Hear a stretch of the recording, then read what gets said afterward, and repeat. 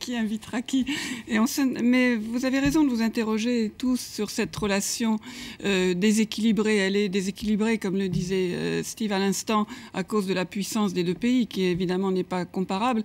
Mais c'est vrai que François Hollande en particulier est dans une situation quand même très très délicate pendant ce voyage. Bon, on le rappelle tous, ce dont les journaux parleront demain, c'est uniquement de sa vie privée, de cette espèce de vaudeville assez ridicule et donc distrayant et donc beaucoup plus amusant à mettre en avant que de graves questions de politique étrangère sur lesquelles les deux présidents affirment sans arrêt qu'ils sont d'accord.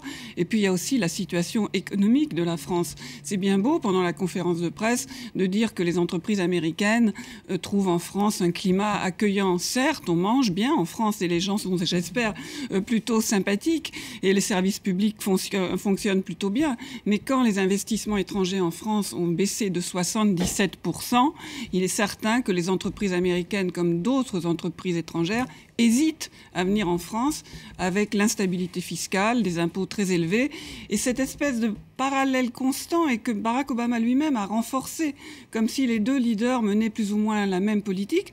C'est juste pas vrai. Je veux dire, Obama a relancé son économie essentiellement en baissant la plupart des impôts, pas tous. En baissant les impôts, en restructurant les entreprises, voilà. En faisant ce que nous ne faisons pas en France. Ce qui n'a pas été le cas, en tout cas en France, jusqu'à aujourd'hui. Le commerce franco-américain crée des emplois. 1 million d'emplois sont créés par les exportations françaises vers les États-Unis. Et les Américains créent des emplois en France aussi. Donc je crois qu'il ne faut pas